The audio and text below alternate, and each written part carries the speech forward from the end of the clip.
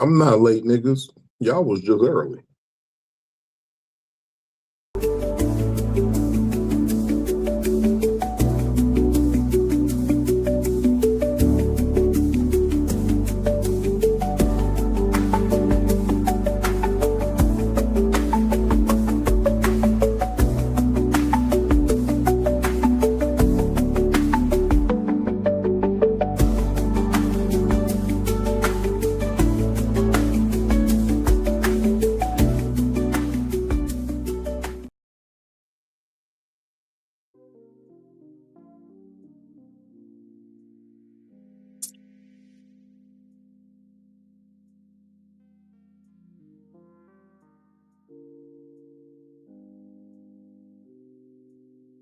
There's only one way to start this thing. I'm him, bitches.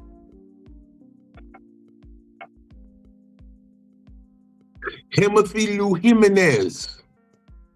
You know what that means? Timothy Lou Jimenez. That's what you're looking at.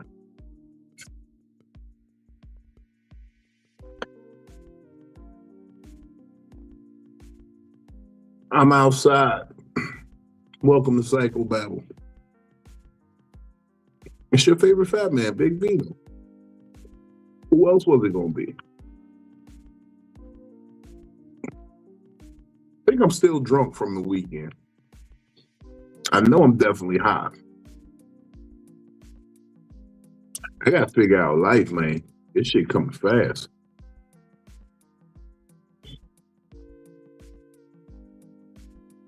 Coming to you live from an undisclosed location.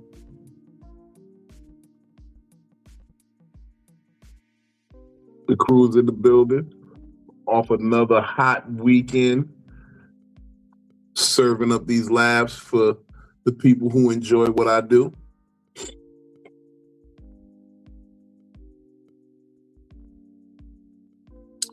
I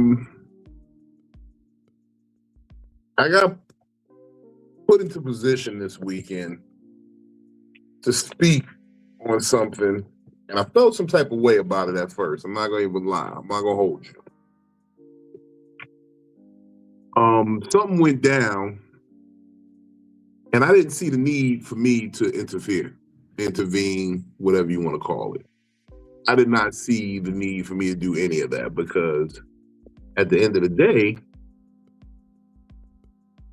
who cares? But then I got put onto a position saying that, somebody to go out their way to help you correct yourself and fix something, that means they really care. Like, people who don't correct the situation they can is fucked up. And I usually live by that.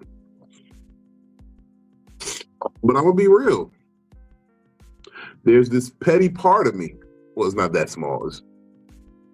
It's this petty part of me. It's about this big. I don't know if you can see it if it all fit in the frame. But it's a petty part of me that just, they gotta let you make an ass of yourself. I love watching a nigga crash out.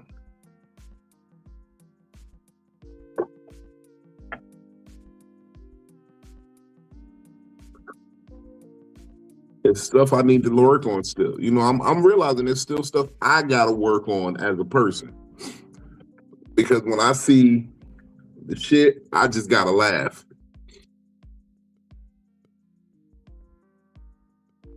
But anyway, welcome to Psycho-Babble. We're gonna talk about a few things tonight because I'm full of thoughts and energies that, to be quite honest, I'm not really sure if I understand them right now or if I'm even ready to deal with them, but I'm going to. We're gonna tackle this shit head on because that's the only way to do shit. Head on. But I can't do it alone. I do it with my partner. She is my ace boon coon. She's my junior therapist in training. She has definitely got an invaluable place in my life. I talked to her when shit get crazy sometimes. And I feel like in this world of crazy assholes, she might be the only one that's worth saving. Not that she's a hoe, but she might be worth some saving. I want y'all to put y'all hands together for my homie. Damn it, Billy. Oh, damn it, Billy. Not in a world full of crazy assholes. She might be the one that's worth saving. She might be. She had moments where you'd be like, I caught a mic. You know what? I made a lady mad. You would have been proud of me. Ooh. I made a lady mad because she was on live with me and her smoke detector kept on going off. And I was like, why are you listening to that shit? Like, why don't you just replace the batteries? Like, do you know how quick it can be just to go to the store? And she was like, well, why? Like, it's just I was like, carbon monoxide? And it became one excuse after another. And I said, you just say that you're too lazy to go to the store and buy a damn battery. That's all you gotta say. I can't stand hearing that beeping. And then when somebody call you out for the beeping, it's like a constant excuse after excuse after excuse. But this time it happened with a lady. Look, I don't change the battery because, well, I don't have to change the batteries. All the shit's been linked up. But you know what, though? You ain't in the house recording or talking to people live to where they got to constantly hear that beep. Like, why do all of us got to suffer through it because you too lazy? Some people have tuned it out, to be quite honest. Ain't no way. Yeah, some people, look, you've heard me in the car with the little ding, ding, ding. With the and that shit is annoying. And I say something to you every time. You say something, but look, I'm a broken person. I can ignore the shit out of something. It's one of my, I don't want to say it's one of my best qualities, but it's a skill I've acquired. Like, you can't annoy me the way I can annoy you. Okay. I can ignore people. Okay. People is an easy thing to ignore. It's the like unnecessary noises. So like dinging, chirping, ringing of any type. And then it's unnecessary. It's the fact that it's What if it's a person making the unnecessary noise? No, but they're just sitting there in the unnecessity. Because right, we used to do this to annoy each other. Like, I know my mother hated when I would just be like, I wasn't one of those kids. Yeah, I wasn't one of those, Vino. I could do that for hours. I would have smacked the fuck out of you. She did many times. Okay. You know what I did? I said, ow. Annoying ass kid. I'm a horrible person sometimes. I was a very horrible child. That's why I think that's why God spared me children, because he said, oh, you got something coming to you, nigga. You got one coming to you. So he didn't give me no children. He said, oh, you gonna be you. Oh, you know, I headbutted my godfather once. God rest his soul. I told him I was gonna do it too. I was like 3-4 years old. I was like, Uncle Mal, I'm about to headbutt you. And then he was like, ha ha ha ha. I was like, bang.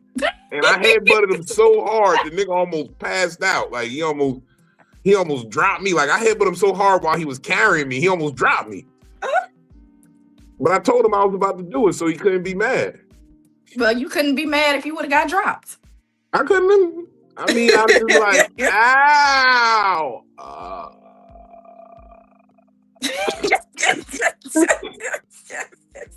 Give it up for my spiritual consigliere in the building, man. I talked to him about life, and I told him about a few precarious situations I was in this weekend, and he gave me the strength to persevere. You know, because sometimes you got to talk to somebody who know all the facts of the game that you dealing with. You know what I mean? Like Like, I love Phil, and Phil's is my dog, and I could tell her this shit, but sometimes she don't know how the business side works of it. But this man knows the business side, so when I say something was off, he'd be like, "Oh yeah, that don't make no sense. Oh yeah, they fucking." He'd say some shit like that, and that's why I love this nigga, man. Give it up for my brother, Benny Blanco Berry, y'all. Times of comfort and joy, y'all. Yes, they are having coitus all over the coitus.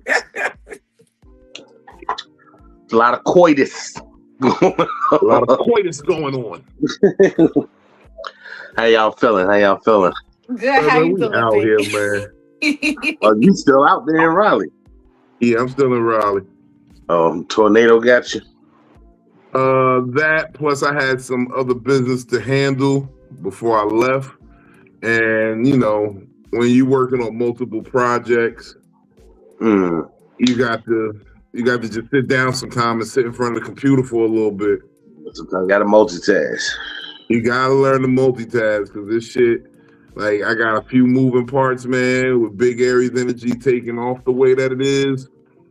Motherfucking Baltimore's Big Aries Energy. I got a bunch of proposals coming in. I had to make sure niggas sent the deposits, to be real with it. Let's make sure those offer sheets is right. That's the first rule. Pay me, bitch. Yeah, I'm not putting nothing on the calendar till we got the paper. It's rule number one. What he said, I don't listen to Young Dolph like that. But I'm pretty sure that young brother said rule number one, get the money. And rule number two, don't forget to get the money. Don't forget to get the money. Yo, I'm mad because I love that nigga. Like, I'm upset because I'll never get to see him in concert again. I went to go see him at the Boathouse out in Newport News. He came out this way. And I thugged it out, man. We thugged it out. We represented like real niggas. I took my little young homeboy with me. Showed him how to mob properly at the concert like a real nigga. The first nigga named Adolph that knew how to change it to just Dolph and make it cool. I went to school with an Adolph. He was a little spicy, to say the least. Yeah, he was a spicy Adolph. He's very snippy, very sassy. All right, I hate that. Sassy. Yeah, he got pop your neck when he said he was sassy. Sassy nigga. Sassy nigga. Y'all doing good though? Man, we out here chilling, brother. You know how it is. We just talking about a few things, man. We're gonna get into the real conversation once we get everybody in here. You know, we got another person we gotta bring in. You know, she from what I see backstage, she's looking chestacular. Before you even jump to that, I just want to congratulate myself because yesterday, I believe it was yesterday or today. I gotta find my paper, the one I wrote it down. But I am 21 years in with this comedy game as of either yesterday or today. I want to say yesterday. 21. It started in 2005, man. That's crazy. Because if you started on March 15th, that's the day I became a real gangster. I ain't gonna tell y'all how, but that's why I caught a body the other night on the stage, because I said, hey, this is around the time I had to go, put that work in for the set. Let me go put some work in on the set. You think what I'm saying? I done went from putting in work for the set to putting in work with a set. Hey, there it is. Wordplay. Wordplay, baby. Switching it around. Yeah, man, it's been a long... Congratulations, brother, man. It's been a long, fun journey. Yeah. We gotta get you a little gold watch or something. I've been doing this the longest of anything in my life. Longer than being a father, except for driving. I've been driving since I was 16, but this is second to driving and fucking. So this third, excuse me. Driving, fucking, then comedy. That's the longest runs I got. And then my son is 4th. He'll be 20 this summer. So, yeah. Yeah, man. I came to that realization the other day. I've been doing it 9 years now. Only thing I've done longer than comedy is sell dope. Hey, and I tell the new comics, I say, yeah, I've been doing it 20, 21 years. I've made about $2,000, $2,100. So, so do you really love it? I made about $100 a year. Look, I give all respect, all praise to my mentor, Coco Brown. She gave me some pivotal information to keep me going. She said, you gotta love this shit more than it hates you. Yeah. Because this shit hates you. This shit hates me like my ex bitch. This bitch hate me right now. Definitely. I kind of don't want to be one of the. I don't want to be one of the niggas that it love because they be giving up shit to be. She hitting the weed. She was dying. Yeah. Don't die, Brooklyn. Hey, Brooklyn. She got the headset on. She in gamer mode. She watching a movie. And that's the PlayStation ones that suck onto the ears so she can't hear shit. But well, she probably can hear a tad bit. But the ones that it love, they have to give up so much stuff that you shouldn't have to give up. Look, I will do anything for love. But I won't do that. Yeah, right. A straight meatloaf. Shit. I love comedy, not that much. Right. I'm not penetrate me in love with comedy. That's the thing. Like if it came down to it, if I never made another dollar at it, I'd still find ways to do it in small group settings, at dinners and conversations. I'd still make people laugh, and I damn sure ain't giving up nothing that ain't supposed to be giving up for it. How about that one? Let me bring up our next panelist, man. Yeah. Y'all know her. Y'all love her. She's backstage looking chestacular tonight. Just chestacular. Southeast DC's very own Miss Juicy. Oh. How you doing? What you sipping on? Henny. Henny in your cup. I mean, he ain't lying. You look chestacular. Philly, they just keep getting bigger and bigger. I'm like, this motherfucker like Elvira. My chest was supposed to stop growing at 21. Every day I wake up, they bigger. She came up here like, in tonight's movie, Ghoulies, we're gonna be. You coming up here talking about problems that that some women would love to have, aka me. I mean, they say that until they get the chest and then realize that the chest is heavy. So if you don't have the weight to support the chest, you're gonna be in all types of problems. No, I don't want titties as big as yours. You got big titties. I don't want them that big. But I mean, if they grew a little bit more, and just maybe one more cup up, we'd be good. Okay, you say a C cup is what you aiming for. Already there. Oh, these are D's. They look Throw bigger. some D's on that bitch. They look bigger than that. Hey, I gotta ask y'all a question, right? Yes, sir. So, Kels owes me a Four Loko. And I'm wondering what day I should drink that Four Loko and what flavor should I get? I ain't drinking no more Four Locos with y'all. You don't gotta drink with me. Okay. I'm good. Okay, just as long as you not trying to include me on that roller coaster, we good.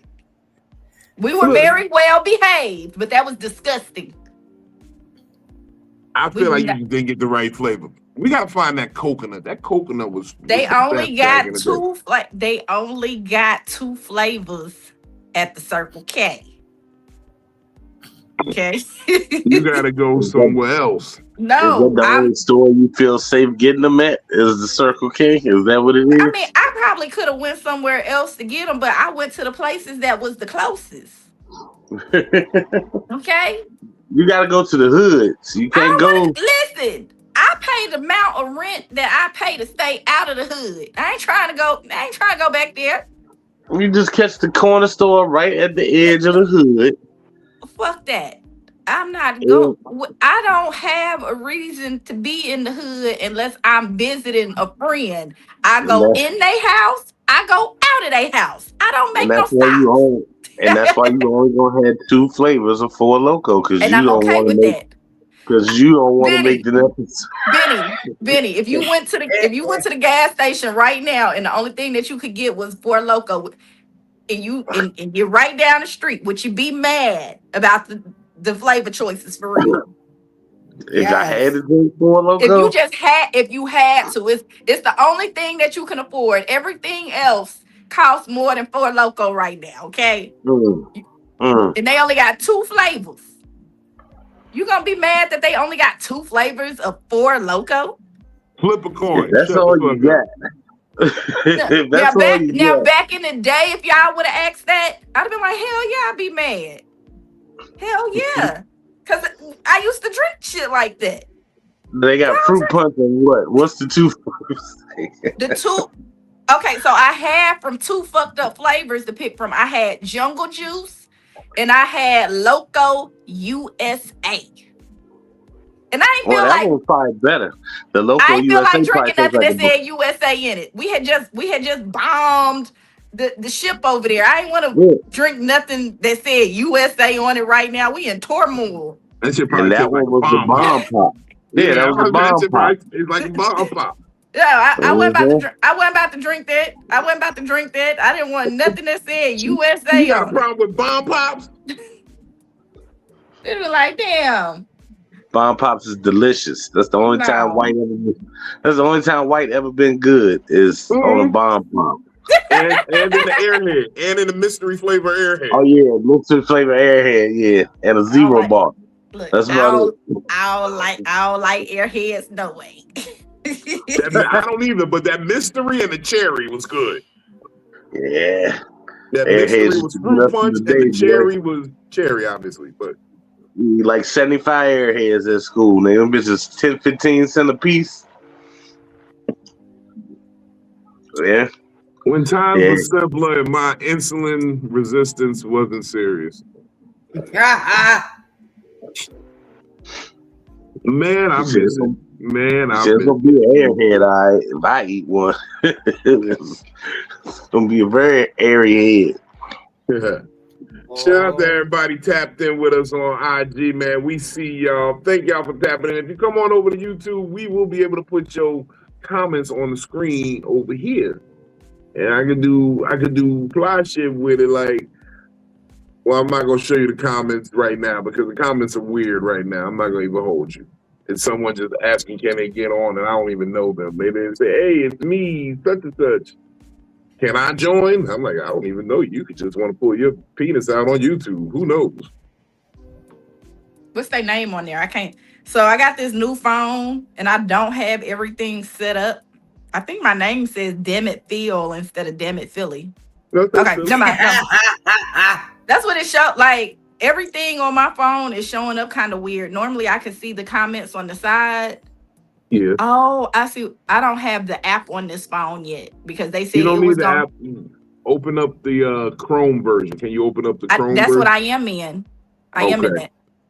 Yeah. So I can still do what I need to do, but I can't see everything. So I got the other device and I got my laptop, so I can be active in both places here. Hey, we active. We active. Lean in a little bit further, Juice. What now? Lean in a little bit further. I gotta tell you a secret. What you got to tell me? All right, y'all can send all y'all cash apps to Big Reno Comedy. I just helped all y'all out. Y'all niggas, you're welcome, folks. All your thank yous can come in the version of cash app. I'm gonna send you your percentage, Juice, as soon as the money get here. You gotta concentrate. Don't be looking at my chest. No, I'm very concentrated right now, Gotta be up motherfucker. here I'm like actually Stevie doing Wonder. very good. I feel like this has been a good weekend for me because I actually got to sit down and really delve deep into a thought that got helped. I was helped to verbalize it very well, and I found the words for it. And we're gonna talk about it a little bit tonight. Tonight I want to talk to y'all about emotional stamina. Emotional stamina. Emotional stamina, yes. Because we're all familiar with that emotional desire. The things we want, what we're willing to accept, you know what I mean? The aspirations you have, the kind of connections you want to have with people. But that's only half of the equation. You see, after emotional desire, because you're going to have the emotional desire for things and then you're going to go out and possibly attain them. But keeping them requires a whole different skill set. And that's where your emotional stamina comes in. When times are hard, obviously, when the honeymoon phase is over and it's time to actually work on some of the things. Like, because the honesty of it is, and it's one of those toxic things we tell each other and we talking back and forth about, is we say, if it's real, it should be easy. If a relationship is good, it shouldn't have to be hard work. And that's an absolute lie, because every relationship you have is hard work. From romantic to platonic friendships to business relationships, they're hard work because you have to do your part to keep it right. People often talk about what they want, what they need, and they never talk about what the other party wants or needs. And when you find yourself in a position where your emotional stamina gets tested a little bit, I believe it speaks directly to the kind of character you have. If the moment that a person who is helpful to you needs help and you bail, I feel like you're flawed. I feel like you are a horrible person. If someone who gives you understanding is looking for some understanding and you deny that, I feel like you're fucked up. There's often this thing where we say, you know, I don't owe nobody an explanation. And I feel like that's kind of a bad notion, because I don't owe everybody an explanation, but I owe my people an explanation. I owe my people an explanation. Anybody who I truly care about, I owe an explanation to. Even if it's the situation of the love is gone. Let me explain to you, because I've had love for you, why the love is gone.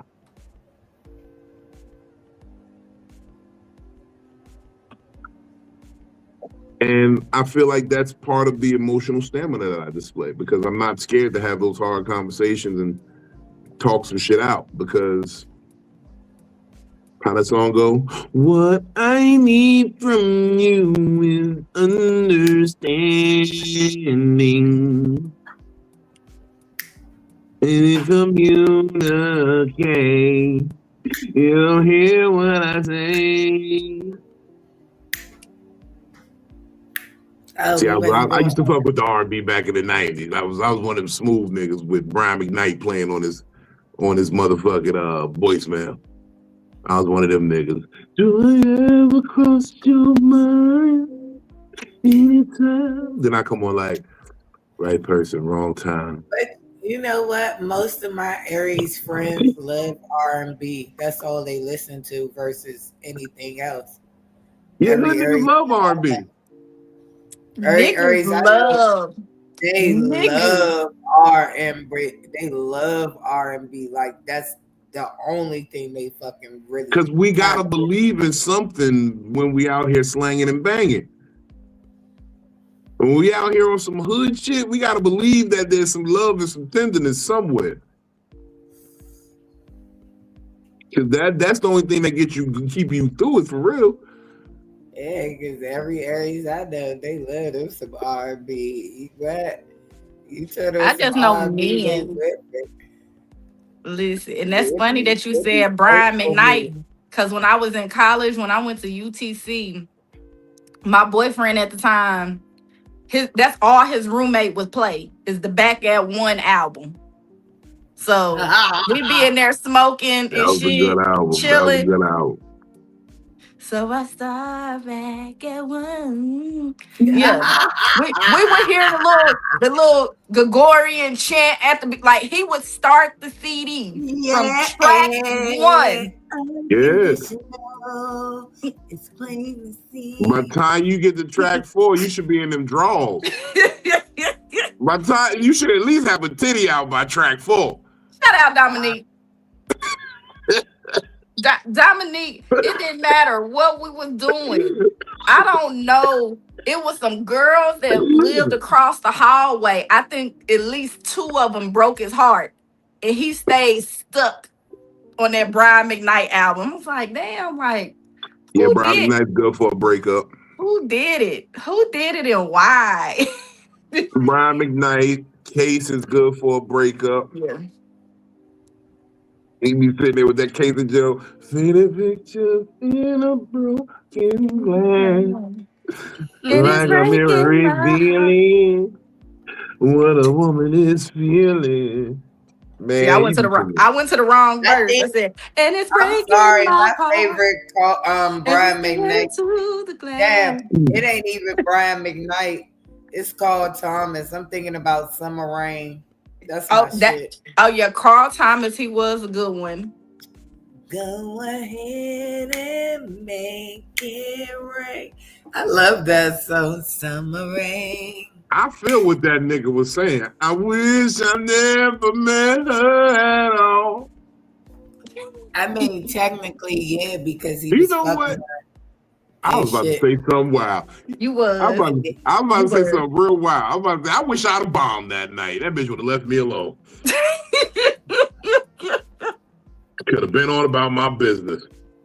Not I wish I would have bombed. 75. 75. 75. See, you like to say the number the long way. 5,575. I just said 75. Oh, okay. I didn't know it was 75. 75. $7,575. See, I try to make it not look. Most expensive dope set I ever did in my life. What's up, Spenny? Most expensive set I ever did in my life. Yeah, we gotta stop talking about 75. No, we won't. That will always be a constant. See, this is what I be talking about. I hold that grudge against myself so that I'm permanently accountable for stupid ass decisions.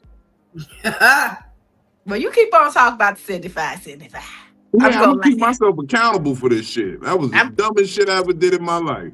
Well, at least you didn't move it. You ain't moving motherfucker in. He said a tribute to Philly, wrong. Almost there. Let me come home.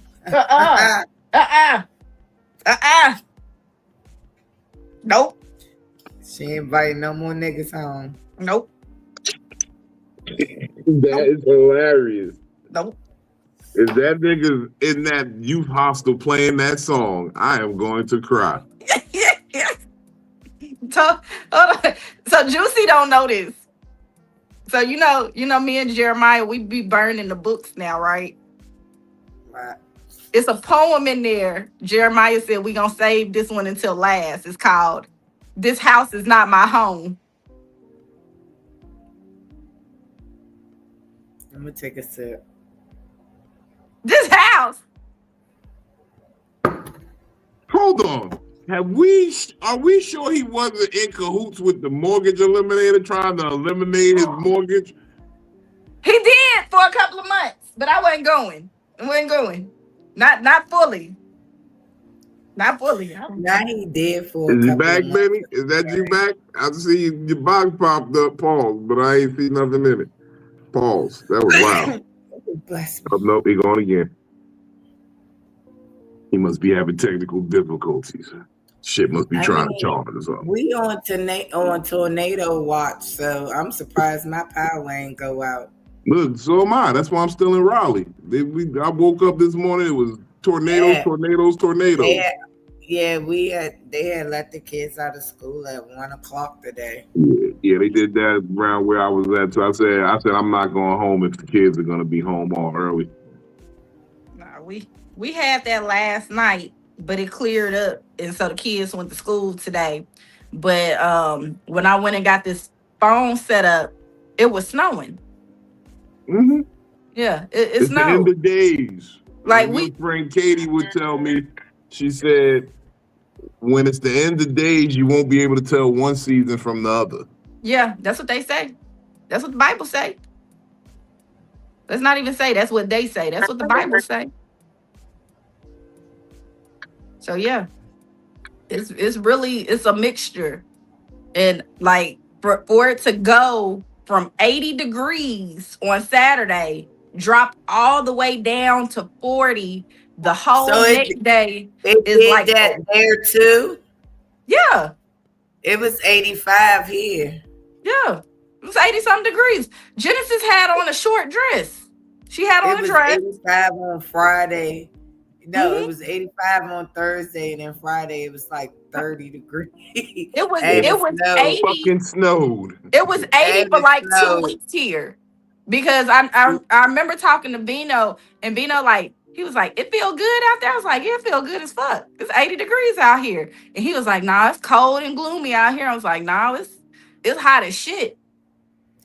No, we didn't have it for 2 weeks. We had it maybe like a couple of days. Maybe one day it'd be 74, and then the next day it'd be like 75. But that Thursday it was 85 degrees. I'm talking hot. And then the next day it fucking snowed. You always share my posts. You ain't noticed that not today's episode, but the last 2 episodes I did, I was in shorts. She had on booty shorts with booty meat hanging out the bottom. Y'all should go run that video up. I don't even have enough booty meat for no meat to be hanging out the bottom. It was booty meat hanging out the bottom, fellas. Go check it out. I'm trying to get your numbers up, Phil. Stop fucking it up. I only look thick with pants on though. Like shorts don't do nothing for me. Like dead ass. Like I can't. Thick with pants on. I do. Like when I wear shorts, I don't know. Like maybe if I be wearing shorts that's too short, and so it make my booty look flat, or if they be like a little wide along. I don't know what's going on, but. Those was active shorts. They weren't blue jean shorts. Like blue jean shorts that's hugging the thighs, those look good. But anyways, that contributes to my emotional stamina.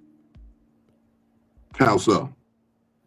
Because sometimes I be trying to handle stuff like the way that I look in things, and so my emotional stamina for my own self be kind of rickety rockety. So like I be getting ready, right, to go out or something. I go through a ton of emotions when I'm getting ready, like as far as like what do my outfit look like? Do my makeup look all right? Do my hair look good? And like the plan is to stay emotionally stable, right? But sometimes you might put on something, you be like, I don't like the way that look on me today. And it kind of gets you to go rickety rockety. And so I think that like once you get that overload on different feelings, that's when your stamina like becomes a little bit lower. Like you're already dealing with your everyday shit, and then you're just trying to focus on one task. And sometimes like emotionally, like I'll give up. I'll be like, nope, I don't even feel like doing this. Like I thought that I wanted to go out today. I don't, because something is off. One thing can be off, and I'll be like, nope, I don't want to do it today. I'm done. And emotionally, I'll just be done with it. I will take off everything and be like, nope, I'm staying at home. And it's because I just literally have probably, a lot of times when it's like that, I'm already running on empty. And I'm trying to deal with like the adrenaline boost of, you know what, I need to get out of my house. But then one little inconvenience come along, I'll be like, nope, I'm done. I give up. Some people say that's the spirits warning you, like, of shit, but it's more of a persistent thing. But like, hey, you're trying to get up out the house and you can't find your keys, or you keep dropping shit, or something breaks and you got to clean it up. There's like a sign that's telling you, hold the fuck up. Yeah. Stop rushing out the house. It's something I'm trying to slow you up to miss. Yeah. I have a lot of those. Normally, the days that go like that, like if I'm getting ready and like, say I drop a glass and it slows me down, I'll be like, you know what? This shit don't never happen. Like I always have a bad time right before I have like a really great time.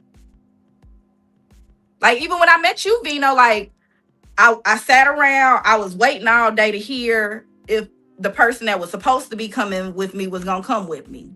They never did say yay or nay, and I was like, I can't sit in this house waiting on you all day.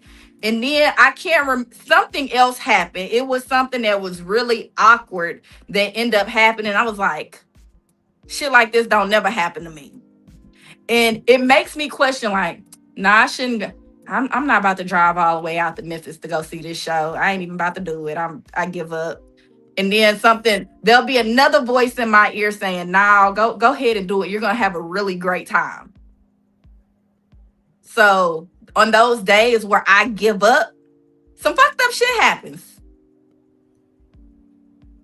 That's why you got to have the stamina to keep going.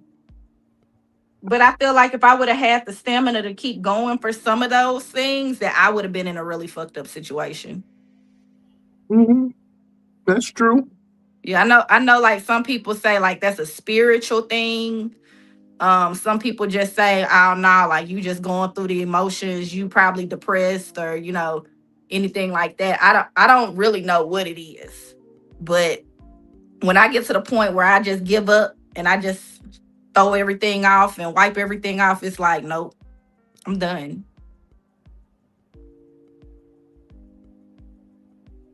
I understand that sentiment, because I'm not a stranger to that notion. Look, I throw the baby out with the bathwater. I don't give a fuck. I will throw the baby out with the bathwater. I was like, cancel the whole shit.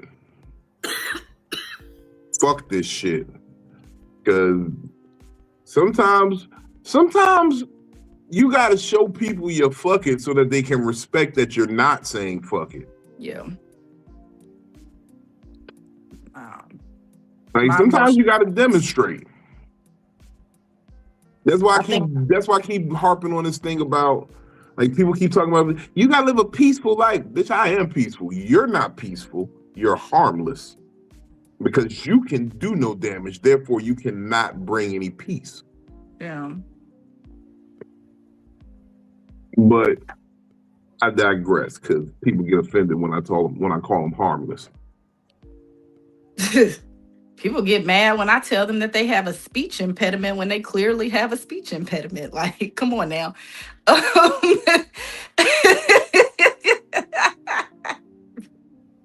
You know, don't look like that. But no, I think what? No, I'm letting you go. No, I'm gonna say, like, even my ability to keep calm and like navigate through those situations with people that are easily triggered or emotional I think that somebody has to have their stamina to stay calm and not flip it up and down. I have stamina right now to deal with like my children's fathers and not snap. Like there's times where around this time last year or a couple of years ago that if they was to hit me up and do some of the stuff that they've been doing lately, I would have just completely popped off. But you know what I'm talking about. But it's not that I don't care, and it's not that I'm trying to be nonchalant. I'm really just trying to remain indifferent. And I don't like remaining indifferent about a lot of things. I got a question. Mm-hmm. It's a little off topic. Okay. But has anybody ever been chalant? Chalant? No. Doesn't everybody always be nonchalant? Has anyone ever been chalant? Is chalant actually a word? Chalant is the opposite of nonchalant. I would think that's what I would think, Juicy, but I never heard it. I've heard people use the word chalant. I have never heard anybody use I've heard Shalimar. I've heard several people use. I done heard Shalimar before they heard chalant. But I gotta look that up. Hey Siri. You gonna ask me, has anyone ever What been is chalant? nonchalant? What does chalant mean?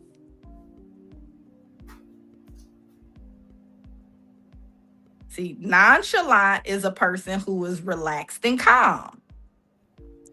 And Chalant then is a person who is not relaxed and but calm. chalant is even spelled differently than nonchalant. Chalant is spelled with the S. Interesting. It's spelled. Yeah, that's what I just said. Hey Siri, what does chalant mean? See, it's spelled SHALLOT. Hold on. Why is you talking to her? That's shallot. That's hold on. But it's what That's shallot. Siri, what does nonchalant mean? It said it. What does it mean to chalant, not nonchalant? That was shallot you just spelled. Philly. That's a food. That's what you chop up. Why did it no, because when I said nonchalant, it said it in there. You put shallots in a white wine reduction. I ain't drank in a couple of days. I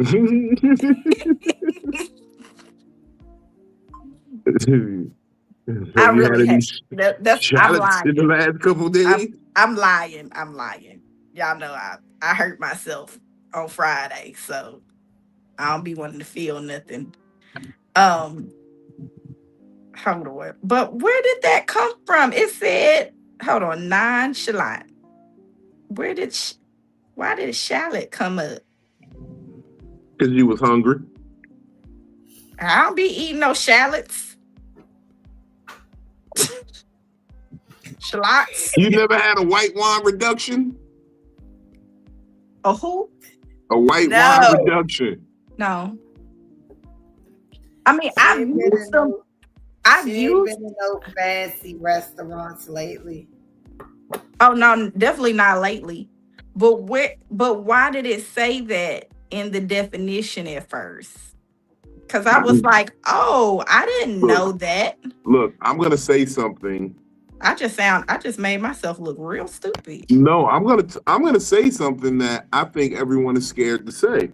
My bad. I'm not. It has nothing to do with you. It has to do with this AI.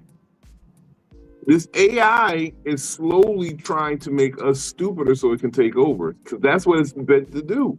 And that's what it did. It's doing stuff to make us look and feel stupider because we don't do any of the research. Nobody cracks books anymore. The Webster's Dictionary and the thesaurus. The thesaurus? The thesaurus? Yeah, the thesaurus. Girl, I know that tongue know how to work. You better say thesaurus. Thesaurus. So there you go. The thesaurus. Thesaurus. Look, you got a speech impediment when you say some words. Okay, it's okay. We love you anyway. But no, that's exactly what the AI just tried to do. I asked Siri, and it returned something, and it said something about shallots, and I was like, "Oh, I didn't know that." Look, my GPS be trying to take me out the way because the AI is taking over. The AI is making it do all types of wild shit, and it literally was about to take me 3 blocks out the way. See, nah, I'm happy. I'm happy. I research shit. My mama taught me how to use the encyclopedia, the dictionary, and the thesaurus. Thank you. I know how to use them all. Say it again, Philly, the thesaurus. Okay. The thesaurus. And I was like, hold on. I didn't know that. Like, I'm thinking I'm teaching y'all something. Like, did y'all know that shalot starts with the SH instead of a Z? Got shit to do with shallots?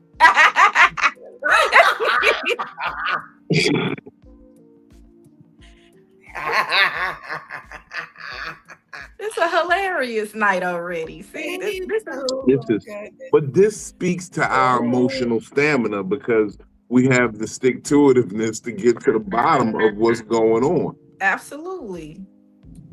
Because I just made myself sound a little stupid tonight. Okay, I was a little stupid tonight. Okay, I trusted the whiskey in the AI. Not whiskey and AI. The whiskey and AI. Okay. I never heard of Grayling. Look it up. Why you asking us? Right? Niggas ask you a question, they want to know, hey, somebody said a word to me today, and I was confused. Nigga, I'm supposed to know. Fuck. Look, I was about to look it up, though. Go ahead, look it up. Shit, you already on the mission. Go ahead, where in the world is Yeah, I'm telling you, that speaks to her emotional stamina. You know what that tells me? She's not scared to do the hard work. Like me, I prefer to do a little work. Like, because I feel like if I did work, I don't owe nobody nothing. I don't, nobody can take it from me. Like, all right, so I was reading this quote where it was like, sometimes God will strip everything from you, right? And he'll take your people, he'll take your lover, your spouse, your friends, your family, and remove all that from your life. So that you, when you finally arrive and you finally have success and you make it, that win is yours. Nobody's around to say, yo, I helped. I mean, not in a spiteful way, but like, you know you did the work. Like, that's often a question I get when I hit stage sometimes. People be like, yo, you don't be nervous. No, I don't be nervous because I know I've done the work. It's no butterflies in the stomach. It's no, if they're going to like me or the nigga before me is torching the stage. I have material for that. So I know I did the work, so the nervousness dips out immediately. It's not a scared thing. It's more of an anticipation. Like, I'm anxious to get up there and get ready to work because I'm excited about having to work. But it's weird. Some niggas hear you doing great on stage and be like, I don't know why this nigga came with all that shit tonight. They would be like, oh, this nigga's shooting his special or something tonight. He brought out all the hits. I looked at Saturday's night video. I made a post about it. And I in my mind, I was piecing it together like a highlight reel. And the funny part is, I didn't, like, in that little highlight reel, I didn't do none of my standard stuff. Like, I have them more. I did some of it that night, but I didn't even touch none of that shit for real. I'm getting to be dangerous. And now that I'm thinking and like clearing my head of the negativity and getting more sound with mind and body, I'm gonna be dangerous. So is emotional stamina really like the ability to like carry yourself the way that you do without allowing others to affect like your groove? Or is it more so of you don't like let life kind of affect? Because I think that life navigates how your emotions are going to be, right? But when you're just going through life, you typically emotionally, we already know that it's going to be, again, not, it's not a linear thing. It's more so it has frequency in it, right? Your emotions kind of bounce and hop and move throughout the day. So when we say emotional stamina, what does that mean? Or what does that look like?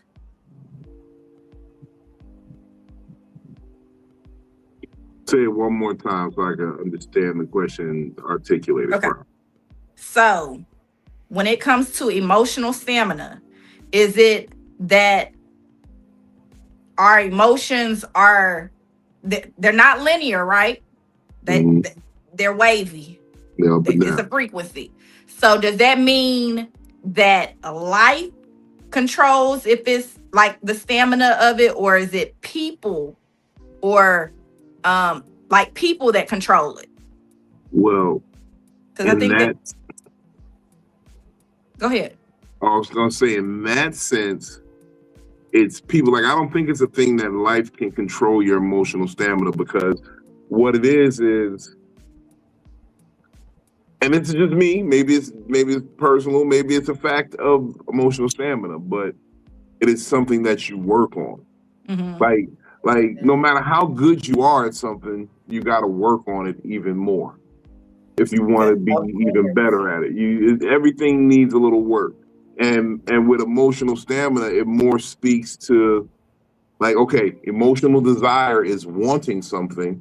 Emotional stamina is knowing how to put in the work to maintain it.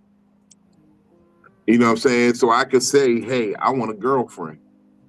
But what if I'm a nigga who works all the time and I can't be at home and now I can't give her attention? I can't say the nice things. I'm not really affectionate. I don't really got a romantic bone in my body. And this woman wants flowers all the time. She wants gestures of how much you love her, but you're not emotionally, you don't have that emotional stamina to keep that up.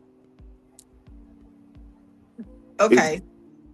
It's women who say they want a man, but then they do everything to disrespect having a man. Like, you know what I'm saying? You don't have the emotional stamina to keep a man. The moment you get in your attitude, you don't want to talk to him no more. You giving him the silence trip. You play a bunch of games instead of coming out and saying, I'm upset.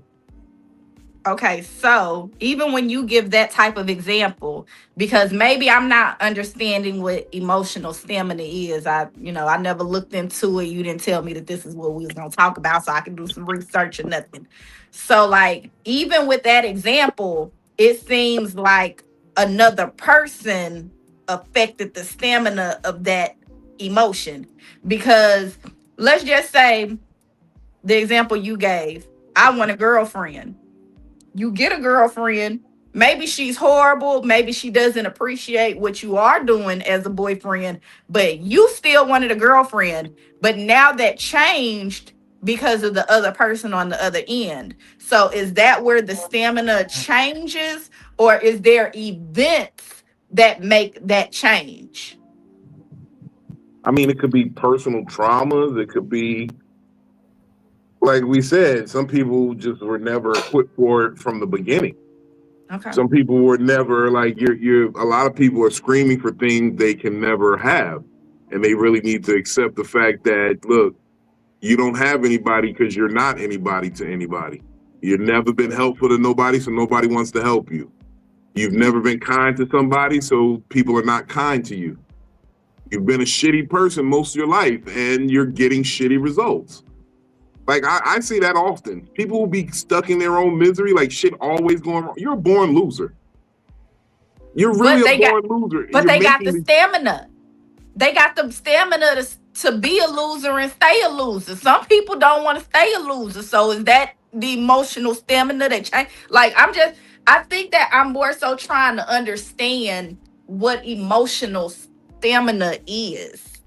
Like I said, the emotional stamina is Okay. the discipline you put into keeping the things that you say you desire. Because certain things, like, okay, in with a car, if you desire a car, material possession, you desire Right. to have a vehicle, right? You know that there's maintenance that you have to do. You have to put gas in it. You got to get oil in it. You gotta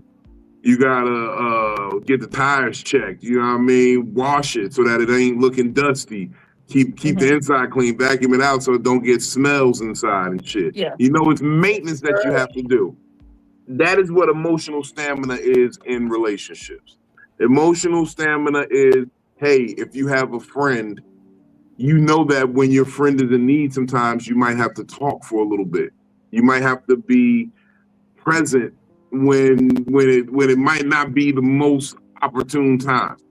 You might So have to, you know, but you love this person. You want to be there for this person, so you know it was certain things that you have to do.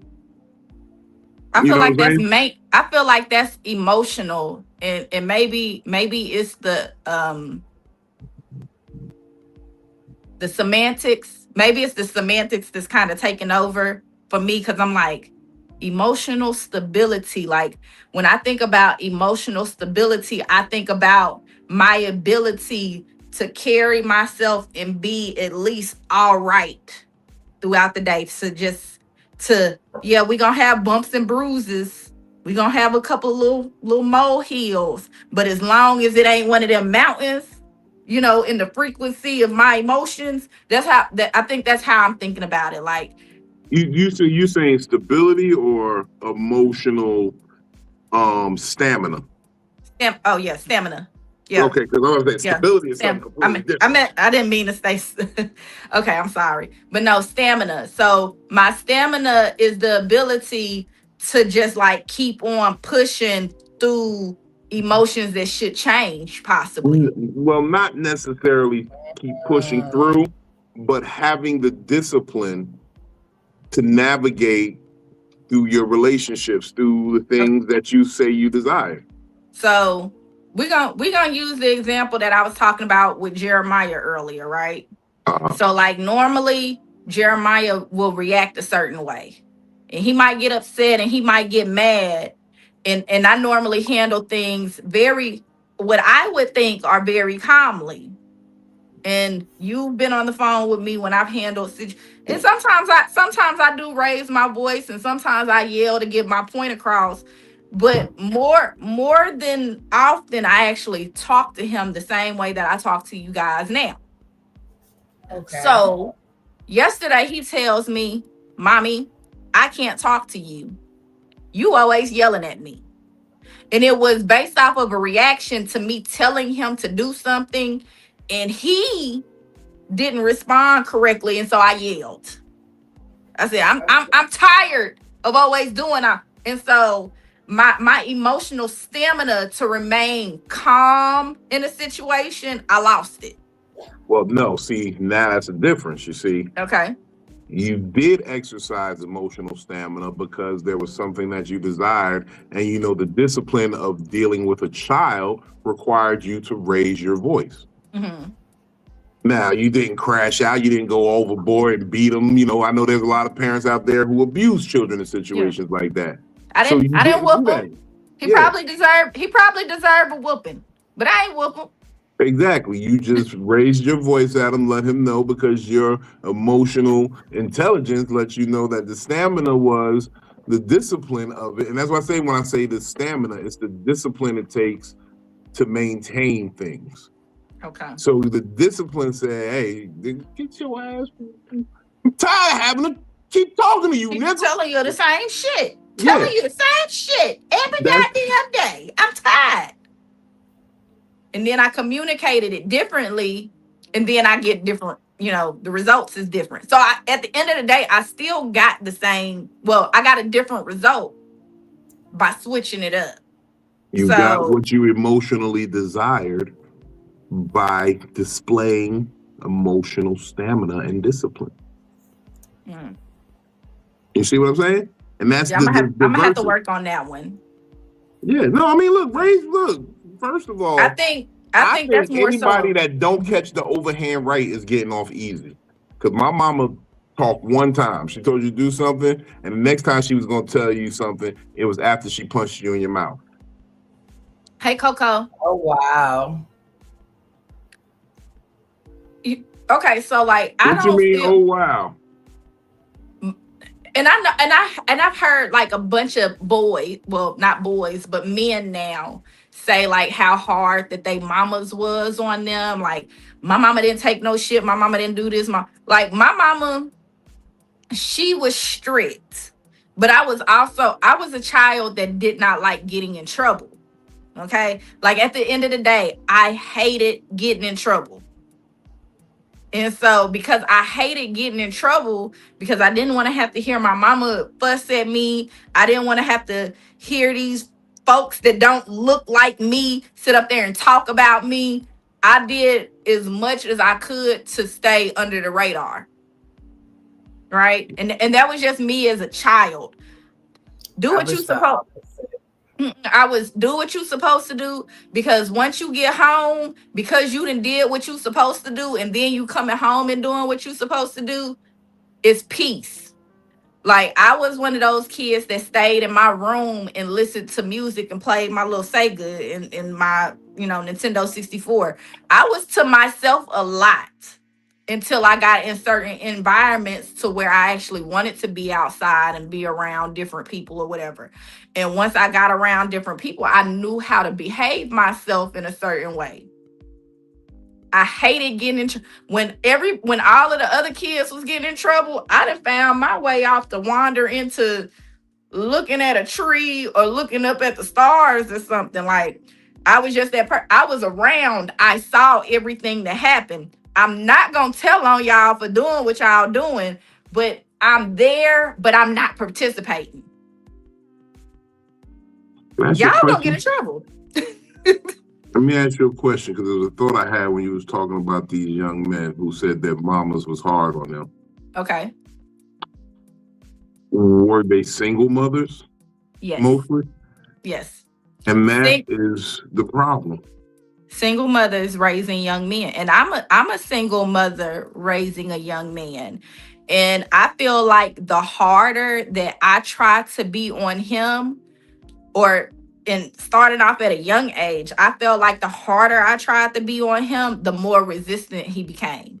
Yeah, it's a natural instinct of a male to resist a feminine influence, especially one that is instructing him to do something. If it's someone who's suggesting something, they're more inclined to listen. Yeah, but so when it's I like an became a little instruction, bit more nurturing in the way that I speak, in the way that I act towards him, because there are times where if I come up to him, I'll be like, hey, this is what I need you to do. Depending on it, and it really depends on his mood. He's a teenager, so it really depends on his mood to if he's going to react to that more nurturing tone, or if I need to, hey, I told you to do da da da da da da da da. Now, you've seen me, Vino, like you done seen me get into some people's ass, and my tone gets like I'm just not in that moment right now. But my face changes, my tone changes, my voice changes, and you even said yes, ma'am. Like, but sometimes I get, and that's what make them move. But I feel like I shouldn't even have to get to that point to make you move. You got to though. But you see, the problem is, I hear you when you say you want to be gentler, you want to be kind, and yes, that's a mother's position to be the gentle, kind, nurturing one. But with all children, but especially in this case, little boys definitely need that discipline, but it can't come from a woman. It has to come from a man. And it's fucked up to say, but just as a man, like as a man, if you're disciplined by a woman, all you're thinking about is the day you can show this woman her shit ain't shit. And when because I did it to my mom. One day my mama popped off on me and I did the crazy shit like, oh, you want to hit me? Do it again. Do it again. And I got real crazy. That's when she pulled the gun at that point. But you know, that's every man. He wants to show how tough he is. He can't wait to show like his dominance over the women that are around him. Not saying like in a violent way, but like, hey, I'm stronger than you. I'm bigger than you. What do you sit here raising your voice at me for? I could just not do it.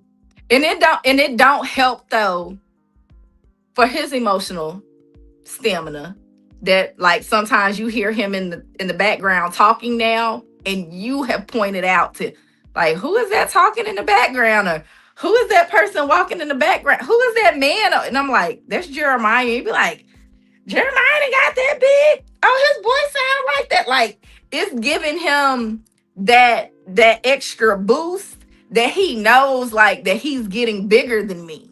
But you see, that's what we men do as the red herring. You see, you see, I'm doing an old lion trick to him. You see, well, and my uncle did it to me. My uncle Goldsberry, who I learned later on was fucking my mom. But that's what they do. They motherfucking gas you up. They say, oh, you getting strong, you getting big, boy, you getting big. And they want you to get big and bold and try something so they could just hit you in your throat and break you the fuck down real fast. So I did it wrong. Okay, so I did it wrong then, Vino. That is so true. I did it wrong then, Vino. So on Saturday, we at the family outing. Me and him had this like we were standing like real close to each other, and I was talking to him, and I looked at him. I said, Jeremiah, your mustache is coming in, and I'm excited. Jeremiah, like, you should go look at your face, your mustache. Like, I'm excited. Like, I'm sad about it because it's like, you did it right, actually. You played it right because then that's when you got him with the hit him with the. No, I didn't hit him. I said, no, you don't hit him yet. You don't hit him yet. It's a thing. You're okay. This is the first time I'm gonna admit this, but this is when you gaslight your children. You gotta gaslight. Oh, you getting so big, you getting so grown, man. I'm like, look, soon I ain't gonna be able to tell you shit. And then wait for it to be like, yeah, you right. You ain't gonna be able to tell me shit. Hold on. So get that nigga right in his nose bone. So Vino, so now you're promoting gaslighting? Yes. Okay. I'm gonna promote that. I've been accused of gaslighting so much. I'm done. I'm gonna do it a little bit. I'm gonna do because look, first of all, I feel like I get a bad rap, especially amongst people who are just committed to misunderstanding. It'd be fucked up people who say fucked up shit to me all the time. Every day, and Phil, you've witnessed this. People say fucked up shit to me all day. And I don't say half of nothing. Like, people think I'm so wild online, but I really be on my cool, laid back shit. Yeah, there's been a lot of situations and a lot of things where Vino, he can still go off. He could. He could pop like a Mentos in a Coca-Cola, okay? He could pop the fuck out. I don't want to do that though. And you don't. So that's because that's why I've been telling you a lot lately. Like, I'm proud of you for not reacting because I know the way that we can react and the way that we do. Right. So I think that there's some situations like that, especially when it comes to this online thing, we can handle them in a very petty situation and blow them the fuck up just to get the views for it. And I think sometimes that I want to. But we have before. We have. Like, let's just go ahead and admit it. We have before. We didn't blew up some shit and made it bigger than it should have. Not purposefully, because I see your face. It's really, when I say that, again, I always say, I think that me and Vino, we have reactions off of other people's reactions. So however you act, we gonna react to it. And like, you gonna tip me and I'm gonna tat you harder. And you gonna tip me again and I'm gonna tat you even harder. And we can keep on going back, like doing this tit for tat thing. But just know, if you keep on titting, we're gonna keep on tatting, and our tats hit a little bit harder. I don't Sometimes know a if tat whole is the lot right harder. word. Because I ain't even a tit for tat nigga. I go overboard. He do, I know. I'm the type Okay. of nigga that will eliminate a mosquito with a cannon. Okay, I'm a tit for tatter then, okay? As long as you ain't fucking with me, I ain't messing with you. I don't start no shit, but I will I'm a definitely tit for end it. tatter too. I know that you are, because I've been through that with you too. You done seen some shit. And it's like, I'm not bothered. I'm here. I'm here in peace. I'm just trying I like tatting on some titties like this. I pat on some titties. I don't tap the come back titties. to the screen, Juicy. Let them tat them. Look, let them tap the titties. Okay, but okay, my bad. You know what I've realized I miss sucking on titties. Oh my goodness. Not yours, Juice, per se, but I just had that thought this weekend. I miss sucking on titties. I gotta get back to sucking on titties like a 13-year-old. Remember you might not remember. Well, y'all might remember. You remember boys used to suck y'all titties for forever? And he was like, when is this nigga gonna go somewhere else? Those was the days. No, niggas would make out with me because I didn't have titties. They would make out with me forever. I'm sorry, I didn't mean to trigger you, Phil. You ain't triggered me. Okay, I'm sorry. I know my story. Look, I know my story. I know what I came from. I came from a life of mosquito bites, okay? Look, I would have sucked on the little ass titties. I've sucked on little titties before. I sucked on little titties so long that they got a little bigger. It was swollen up after I finished sucking on. All types of puppy titties. Mine ain't never been small. Well, I have. Okay. They be like, we ain't done kissing yet. Like, you ain't moved. But I've always had a chest. A chest. Girl, I had straight nipple. Okay. To the point where my mom grabbed my breast, was like, oh my God. I was like, you was so embarrassing. Like, why would you grab my titties like that? She was like, because they big. Like, what the fuck? I was like, that's my mother. I didn't start getting told that my titties was a nice size until I hit my 30s, okay? Like, that wasn't a thing. I didn't have machine gun jubblies ever since I was 12, so I was 13 with a 36 C cup chest. By the time I hit 15, I was in a D. Then I went to a triple D. Then I went back down to a C, back to a D. Now these going back to a double D.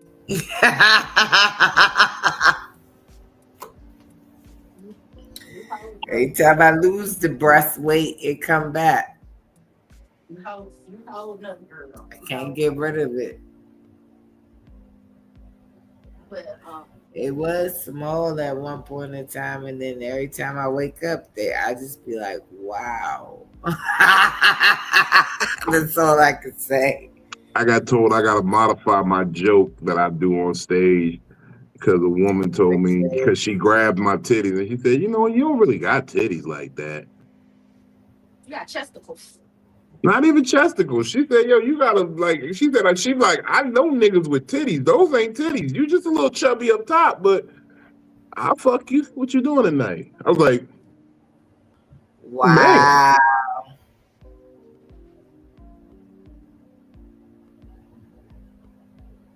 She had little hands too.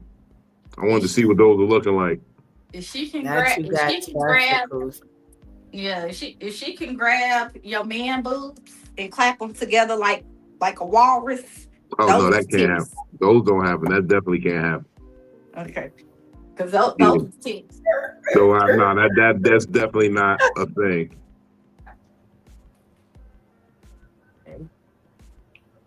That's definitely not a thing. I've never experienced your chest, Bino, so I wouldn't know. Look, don't worry about my chest. Worry about Worry what's about who? happening. Look. First of all, that woman that accosted me this weekend. How you doing? It's always accosting you. I'm always accosted. That's my thing. I get accosted. Leave this nigga alone, y'all. Please do. I've employed the Navy to protect me. Shout out to Kels Morton, who owes me a Four Loko. We still got to decide what flavor. Now, when you keep on saying that she owes you one, that means that she's going to drink it, or she's just gonna get you. She gonna get me one. Oh. She should drink one with me. I should up the band and be like, you gotta drink one with I me don't too. think Yeah, that anyone in their right mind would drink a Four Loko, sir. Many people drink Four Lokos in their right mind because they're never in stock. There's always like 3 left. Yep. Yeah, no. Somebody out here drinking these Four Lokos. Somebody's out there drinking them. Somebody uncle who need a natty daddy. Hey. Look, I don't even want to talk about daddies. What up, Mr. Third? They wanted them a natty daddy or an ice house and they couldn't get one, so they went to the Four Loko instead in the 211. I would have rather took a St. Ives Special Brew mixed fruit. I would have rather That's got good. a whole pack of Those do taste good. You don't even remember those. I'd rather have got a whole pack of They used to Smirnoff come in the Ice bottle, than in the that. glass bottle. In the I glass remember bottle. Them it shits looked are just so like delicious. a Coke. It looked just like a Coke 45, but it's not, and it's fruity. I know what you're talking about. I used to drink them. I will drink one right now if I can find one. Shit. We can't. That's a classic. That's like early 2000, It's like 2003. busting out a Zima today.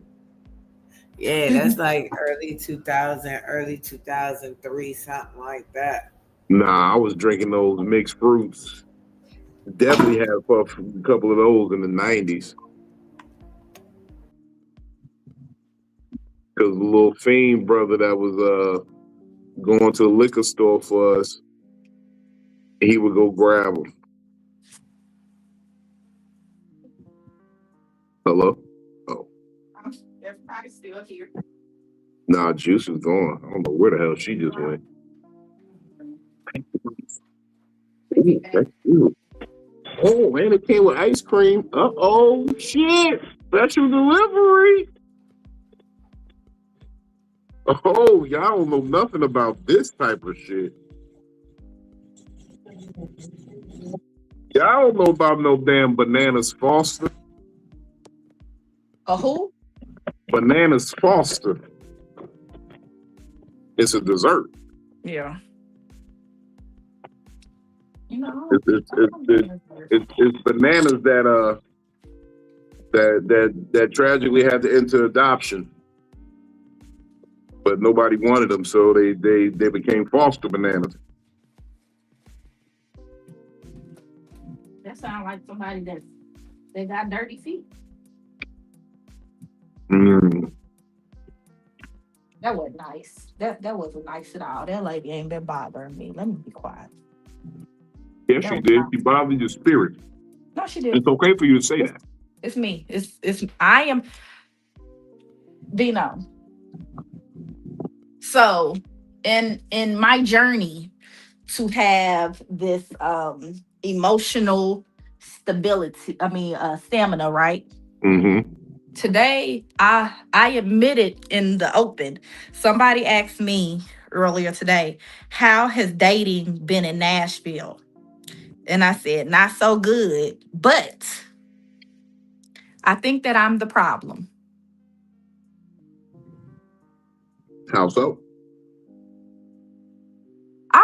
Nobody. But I also don't really give people maybe a long enough opportunity to like them, because I'm already on this edge of, what are you here for? Right? Why are you here? Like, why are you really here? Like, what do you need?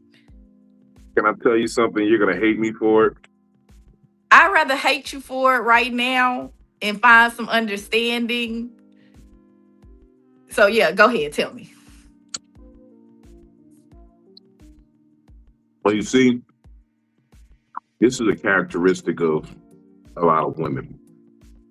Remember when I was telling you about that thing that happened where they polled a bunch of men, a bunch of women, and they said, if you could have 80% of what you're looking for in a partner, it's that good enough. And every man basically was like, hell yeah, I'm 80%, fuck yeah, I want that. Yeah. And then women thought that just wasn't enough. Yeah. No, and the thing is, most women's disqualifying checklist is like, it's so shallow. It's like, one thing, you're out. Men excuse so many flaws in women. Okay. We literally look at you like, and this is no disrespect to you or your situation, but we'll look at a single mother knowing that this situation is toxic, poison, and in our disadvantage, and we'll still pursue her. Right. Men will see that this woman has a crazy body count or no accountability, or she has a very promiscuous attitude, and still think he can make it work with her. He says, I'm willing to put in the work to do this. Yeah. And women will look at one thing that's wrong with a man and say, it gives me the ick. Look at them shoes. What are those? Pop the balloon. It gives me the ick. Yeah. Okay. That's the worst thing you can get with a woman is the ick. The ick, yeah. No, and I do agree with it, but I think that the ick should be something that's like really disqualifying. Like, oh, you opened up his laptop and he got some crazy shit going on there. Like, that gives you the ick. No, it's never that. No, it'd be something like visually that gives you the ick. Like, and I do think that sometimes things that people say should give you the ick. Like, I can't give an example right now. Oh, yes, I can. The man telling me that he was extra, that gave me the ick. Because I'm like, what do you mean by you're extra? Because as a man using that word to describe himself, extra can mean so much. That gave me the ick. Because why are you describing yourself that way? You know, another thing I see that really fucks it up for women? Mm-hmm. This whole red flag shit. Because this goes into the whole I don't owe nobody an explanation shit. Uh-huh. But red flags, like people say red flag like it's a red flag. Red flags don't mean cut a nigga off. It means stop, observe what's going on, get some understanding, and then proceed if it's good, or disengage if it's looking like, nah, that's a go. That's a no-go. People hear red flag, like they say, that gave me a red flag, I'm out. And they run as soon as they see the red flag. But that goes back to the mental, the emotional stamina of shit. Yeah, because everybody's red flag is different. And I'm not saying that everybody's red flag that they're ignoring is correct. Like, a red flag that I see is if you don't take care of your children, that's a red flag. Like, you should absolutely stop. Time out. Stop and cut it off. Time out. That's not a red flag. What is that's that? That's a cut it off. Stop this shit completely. So like I said, a red non-negotiable. Flag don't mean, it's a non-negotiable. Okay. Red flag just means pump your brakes. Really, let me find out what's going on. This I might have the wrong idea. It might have been, I might have a different understanding. Let me get understanding. Step into it. figure out whether this is something that is really detrimental to us, or hey, maybe this was just a misunderstanding and I need to just cool out a bit. Yeah, I mean, and that's what red flag mean. When people be off that, oh, I'm out as soon as I see a red flag. Oh, you never intended to stay. You wanted to live on, you want everything to be the honeymoon phase, and this is not gonna always be a honeymoon phase. So that means you have no capacity for hard conversations if your first instinct is to go rapid. So it sounds like this whole flag thing needs to be taken out of the scenario anyway. Mm-hmm. Okay, so you have your non-negotiables. You see this, you notice it, you know that this is somebody that you can't deal with. So if you know that you don't want to deal with somebody, we're not saying man or woman, we're not making it gender. You're dealing with a man or a woman and they don't have shit to do with their kids. That's a non-negotiable. Non-negotiable. It's not a red flag. Not a red flag. It's not a stop fall. That's a what you gonna do if we have kids then? Yeah. And no, and I kind of like that you're breaking it down like that, because the thing about it is, like, even when we actually pull up to stoplights, mm-hmm. green, yellow, red, because that's what these flags are going off of. Well, it's actually more of a NASCAR race. Yeah. But all of them are necessary. All of these different colors, because in the pit crew, they'll make the flag yellow to say, hey, you need to come over here and get some maintenance done. If it's a red flag on the track, that means caution. This is probably your best time to take a break and you done. Get it together. You need to stop. Like it's not a break. Stop.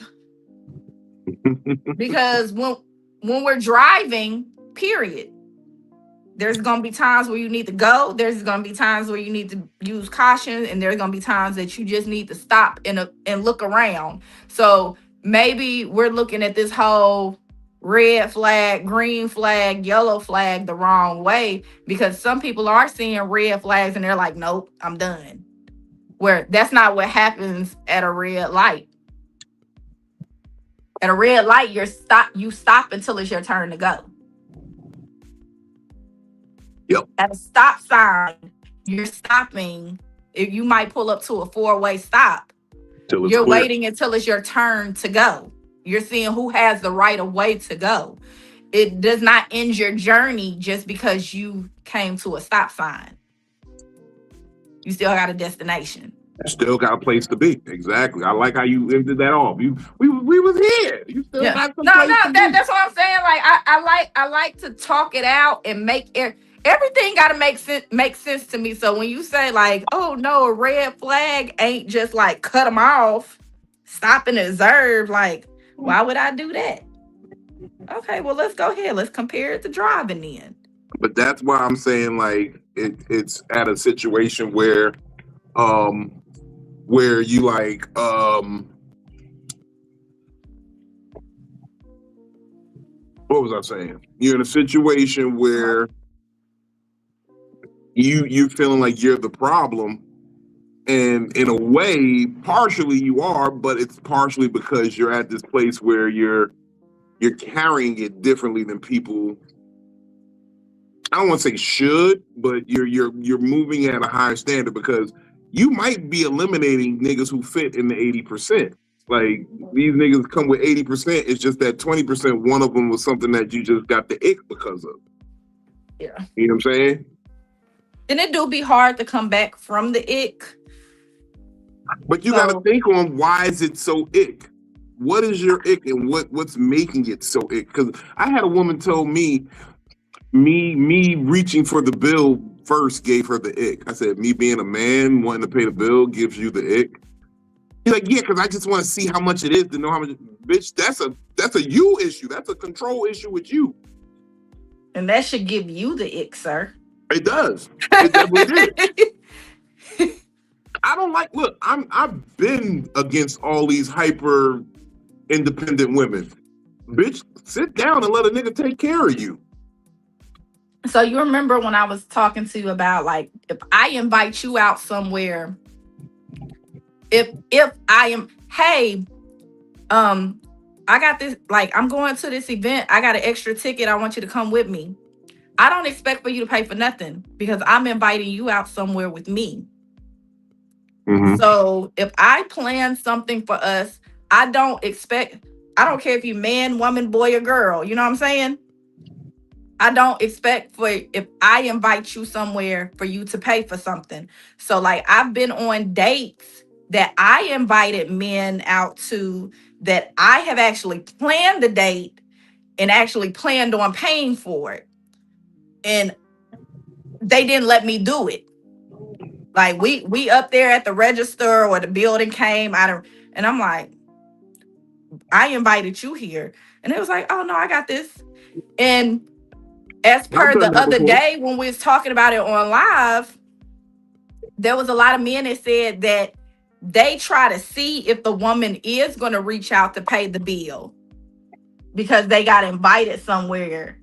And then just because they see the woman reaching for it to pay for it, they'll go ahead and pay for it. And I don't think, like, in my case, that's not my intention. Because like I said, it doesn't matter if we're dating or if we're friends and I just want to go out with you somewhere. If I invite you somewhere out, I expect I'm going to take care of you because I invited you to come out. I didn't ask you what your financial situation was. I didn't ask you, like, hey, do you got this going on? Oh, you got any bills? I just said, hey, I got this here. I want you to come with me. Are you available? But maybe it ain't for you. Because you see, you're thinking in that aspect from personal as a woman. Mm-hmm.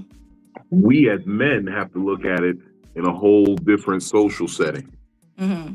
We are here with usually what is a female waitress bringing us the food, bringing the bill, because look at it, every time you see a female waitress, she's going to sit the bill in front of the man. That's just what they do. Yeah, and the man be sitting it in the middle of the table. Honestly, every time I've had a male waitress, they set it in the middle of the table. Because we as men understand the social setting of it. Like, hey, we're gonna let you. We know what y'all going through. I don't know who paying for what, but as a woman's gonna force the payment on you. There was a Instagram post about a woman who every time some couple comes in, she forces the man to pay no matter what. And she says, oh, what you doing reaching for your purse, girl? Make him pay. I'm not taking no money from you, sir. Can I have the money? And what establishment does she work in? I got to go back and look at it. I can't remember. I got so pissed off I scrolled. I hit it with hard. Bitch. Yeah. You should have kept that. That's the one you should have sent to me and told me about. Cause what? I'm gonna find it again. Don't worry, it's gonna come across my page again. But that shit had me upset. I said, you making nigga? How you gonna make somebody pay for something? I think that's why there's a lot of shit going on between men and women, because women feel like everything is just supposed to be given to us. And I feel like I love you, why I'm not treating you too. Like, why we not treating each other? And so when you come on here and you feel like the way that you feel, I feel completely opposite. And maybe I shouldn't feel the way that I feel, because I feel like, you know what, I'm still single. And I've been out here dating or whatever. And there's men that like me, and maybe I just don't like them back enough. But I think that there are women out here that's willing to do for their man just as much. And I'm not saying as equal, okay? I'm definitely not going to say as equal to. But there is an attempt to do as much as. There's an attempt. And go ahead, unmute yourself, please. I said, you see, the problem is that it's not even about being equal. It's about, and maybe this is just for me, but I was raised, and this is the kind of house I was raised in. Dad brings home the bacon, mama cooks it. Absolutely. That's equal in my book. Like, there's two different jobs, but it's an equal partnership. Now, again, times have changed. So when you say that, mama and daddy is going home and bringing home the bacon, but mama and daddy ain't cooking the bacon. Right? I'm being tempted. There's peer pressure going on around me right now. Oh my God. There's so much peer pressure. Hold on, who is giggling? You know Twin. Twin is in here giggling. Twin. Hey, twin. What's going on? Look, what's going on, bestie? Bad decisions. Look. Bad decisions. Why am I getting past this? As I said, the whiskey. And I'm sitting here eating ice cream and banana fossils and shit. Might as well. God damn it. I said I was done. You're never done. Look, when did she get there and start giggling? 5 minutes ago. You Exactly. You're not done. You should have known. If you wasn't asleep when she got there. And Katie, I hate that we keep on calling you she, and you don't at least get in the camera to say, hey, this is like really twin or something.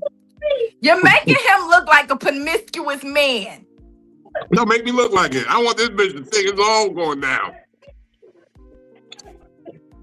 She don't even know it's me though. How she gonna do that? Look, don't even put your face in the camera. Just come and wrap your arms around his neck then. Y'all about to have me looking wild out here. Just have titties. No, back. Look, see, that's why I wish I had titties. Look, Katie, just put titty and arm in the camera. No face. No face. Just face, titties okay. and arm. What they say. Big Aries energy. Billy, nobody don't even know it's me. You said my bad, yeah. Bestie. I'm breaking up with you. Listen, you know how many women in the world got your name? We don't. Look, first of all, you could have been any Katie. First of all, y'all gotta stop. Y'all gonna have these women thinking I'm out here. Cause you know, Kels told me the other day, she said a couple of her friends been asking about me. She said I met one of them. She came to a show at the brunch and she was like, what's up with you? Some of the big niggas. Oh, the Navy friends. Yeah, the Navy friend. The Navy friend. I left it alone because you know I had some other things going on. But hey, Navy, look. In the Navy. And didn't the village people have a song about that? Look, Vino is trying to at least fly me out there for big Aries energy. I need the Navy niggas to show up then, okay? There's gonna be a lot of Navy niggas showing up. I got the ticket sales for that have happened so far. It's looking pretty decent in Virginia Beach. We need a few more sales, so get y'all tickets now. Philly might be there. Damn it, Philly might be there. And whoever come up to me and say, damn it, Philly, in the best Hank Hill voice. You get a pistol in your hip like I got. She gonna put a pistol in your hip and say, no, for the picture. She gonna kiss you on the cheek. She'll no, because I ain't checking no bag. I ain't checking no bag, so you my protection. I'm gonna give you the pistol. Look, I know you trained. Oh, okay. As long as I get the hold on to something. Look, as long as I get the hold on to something, then okay. Don't play with it. I'm the problem. See, look, Vino, I'm the problem. You are the problem. You definitely have some problematic things going on with your life. Don't play with it. But if you come up to me and you say, damn it, Philly, in the best Hank Hill voice, we might go on a date afterwards. Hey, it's some good places to hit, you know. I didn't even set up an after party for the show yet. I'm thinking about it. Bino, we people watchers. The city is our after party. Uh-oh. The city is absolutely our after party. She just She's drinking Crown Royale. I'm drinking Pinky. Same thing she drinks every night. Just out of a wine glass. I'm back. I'm back. Yeah, she will. We was about to end anyway. We've been up here almost 2 hours talking. Everybody else that was on the show has fallen off because I guess it's Monday and people love them. Bino, I done looked up definitions and everything. Like, we back to our roots. She just done We back to our roots. It's just me and you looking up shit. Looking up shit, looking up words, making sure we understand this shit. We got to make it make sense because sometimes this shit don't make sense. And the thing about life is it's not always going to make sense, but you got to keep going. One thing I went through with this girl I used to deal with, she always gave herself an excuse to get out of work. Like if something happens, like life is always going to happen. There's nothing in this world that's not going to happen. Murphy's Law. If any of you know what Murphy's Law is, Murphy's Law basically states anything that can happen will happen. So if you know that, if you know in life happens, like one of the things that I get pissed off about when people are like, life be lifing. That's what life does, nigga. What the fuck you mean life be lifing? So you using that as an excuse now? Life be lifing? Life's for everybody, nigga. Is your life any particularly worse or better than mine? I don't use that as an excuse. But when people ask me, they be like, "How you doing?" I be like, "Life been lifing." It's been doing what it's supposed to do. Yeah, as a generic response, yeah, that's what descriptive. But when people use it as an excuse, like, "Oh, I can't do it, man, because life be lifing." So my life don't be lifing? I'm still doing it. And like one of my biggest pet peeves is when people tell me, well, let me say this. When comedians tell me they can't get to open mics or shows or do the work because life be lifing. You don't want to do it bad enough. Yeah, I think when people use that life be lifing as an excuse versus a generic answer, not to say, oh, it's been good or bad. Because, like, when I say life been lifing, good and bad shit been, like, it's, I don't know, life is pretty even for me. I get more positive shit than negative shit, if I be honest. But when I say life, that's just a really generic answer. Like, shit, I woke up, I went to work, I paid all my bills, my water's still cut on, my lights is still working, my cell phone still work. Like, I actually got a plan on my cell phone. I don't gotta sit up there and connect it to Wi-Fi to talk to you motherfuckers. Like, life is just life, and it's just regular shit. I'm gonna tell y'all some real shit. If I tell you life been lifing, I don't really want to talk to you. I don't want to explain nothing to you. I don't want to explain nothing to you. I don't want to talk to you. I feel like you hear who sent you, nigga. What you asking me questions about my life for? You care? You gonna fix something? You gonna pay a bill over here? You gonna let me hold something? Life be lifing. Now get the fuck out of my face. Yeah. Life been lifing. That's it. That's all you gonna get. How your life been lifing? Man, my life been lifing pretty good lately. Tell them what they can catch you lifing. Oh shit! I didn't know you put me on the big screen and shit. What's up, y'all? My name is. I mean, I had to. That hoodie is fly to the motherfucker. I was yeah, y'all make sure that y'all get y'all a life and no hoodie, okay? We the undefeated. We always get the last laugh. But when I talk about these hoodies, for real, I gotta make sure that I speak to the quality of the hoodie. I've washed this hoodie at least 10 times since Christmas. It's not fading. It's not scratching. There's no scratches. There's no cracks. There's no crevices. It's just still on there. Same thing for the back. I know. Look, y'all probably gonna say, "Oh, that's real small right there." On the back where it's big at, it's still the same. And I got a couple of t-shirts too. But I got on the hoodie right now. If y'all wear this hoodie, you probably don't need a jacket. Like if it's jacket weather, you can just go outside with the hoodie on. No jacket required. If it's cold enough for still put your coat on. Okay? Because it's insulated very well. Okay?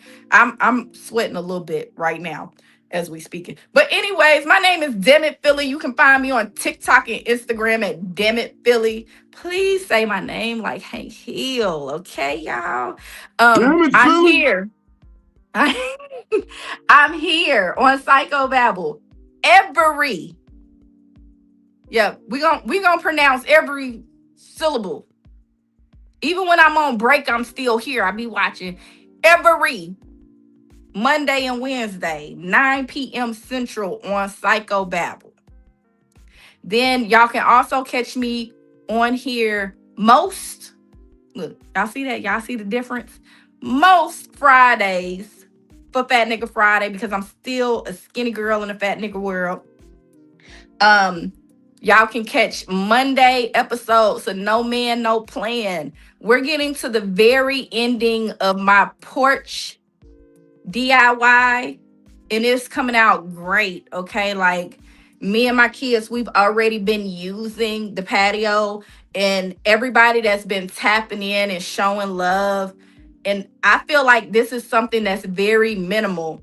Okay, what I have been doing is something that's budget friendly, very minimal on Instagram, TikTok, and y'all have really been tapping in, watching me, showing me love. I wish that some of y'all were more comfortable with messaging me on the comments versus actually messaging me. But that's cool because I see it. I appreciate it. I appreciate the like and the view. The comments go a little bit further, but if y'all don't comment, that's okay. I see the messages and I really appreciate y'all. Comment on her booty meat. That's what she like. Don't comment on my booty meat because listen, I'm going through a growing and shrinking phase. I'm growing and shrinking. I need another nigga that know how to cook. I need a man with a plan that knows how to cook because you know what? See, that's that 80-20 shit that you was talking about. I'm going to find a man where his moral compass is right. He a little bit ugly. He know how to cook, but he don't know how to do shit.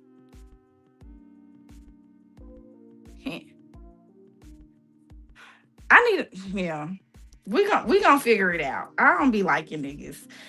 I'm the problem. And that's where my emotional stamina comes from. I'm the problem. But anyways, Big Vino, what you got going on, baby? Well, I realize I also am the problem.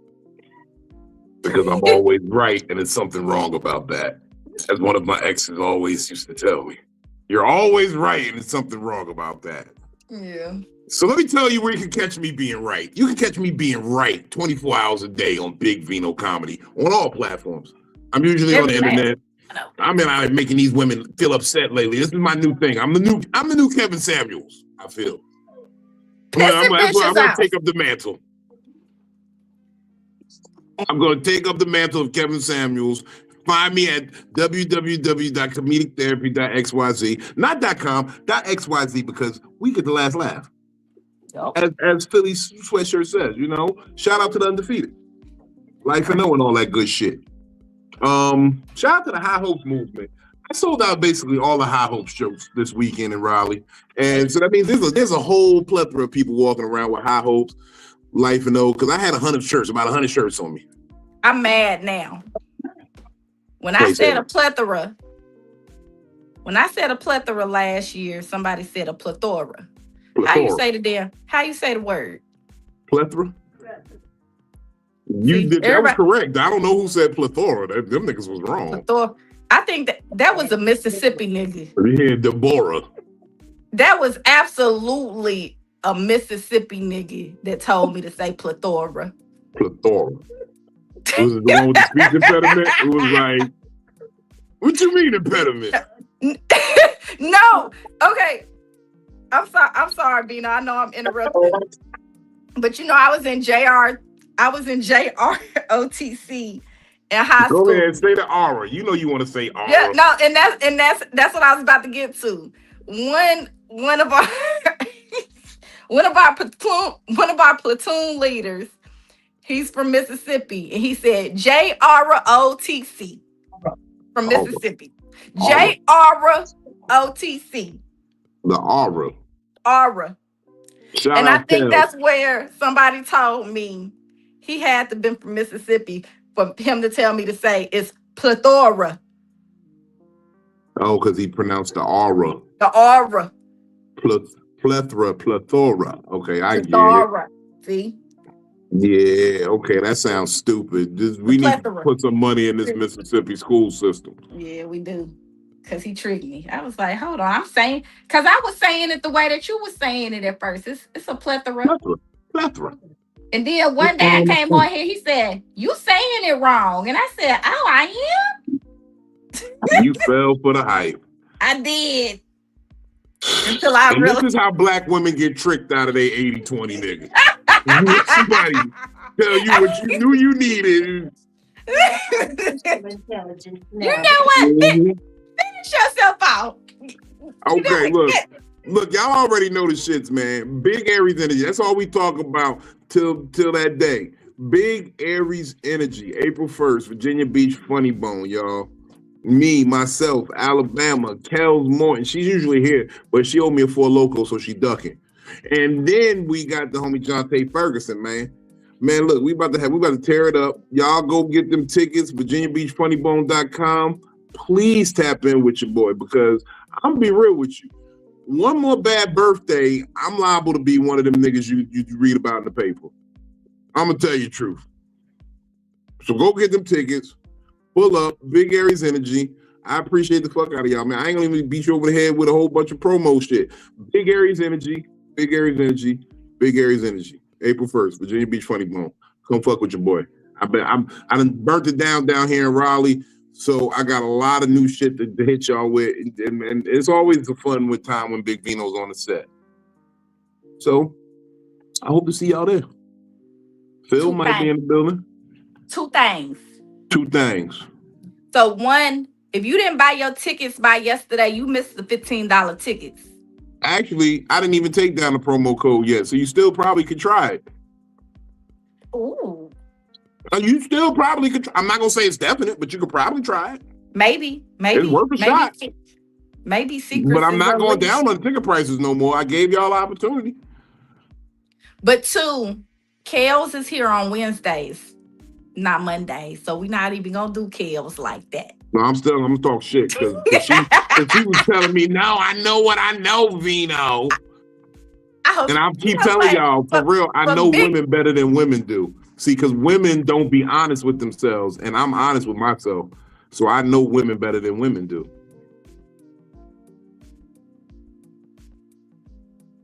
Okay, so as a woman, before I lie to a nigga, I know that I'm gonna lie to him. I done planned it out. Like, can we be honest about that? Like, no, they can't be honest about that. And sometimes we don't plan on it being a lie. We plan on it being excluded from the conversation.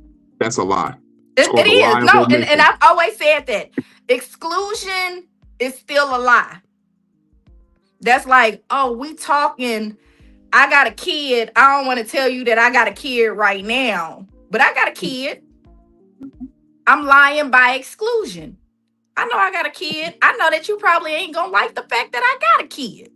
But because I ain't told you, and I know I got a kid, it's a lie base. So anyways, I think that a lot of people, not even think, when we lie, we know that we lying. And I think what I think is a true thing. Phil. We're gonna have to get you security if you finish this thought. I know. I don't give a fuck. But I think that there are people that lie and they know what they are getting themselves into by lying. And then there's people that lie. And I've been one of those people before, okay? I thought about my lie. I've thought about all of the different outcomes. Okay? I've thought about 10 different outcomes of how if I don't tell the truth, if I exclude any little piece of information, it's still a lie. And I've watched it. It's better off to just go ahead and tell. Bitches, tell the truth. They don't like you either way. They can't do it, Philly. They can. Ain't No, nobody. they can't. See. No, they This is can't. this is First this of is the all, problem, Vino. Vino, this is the problem. There's nobody out there telling them that they can.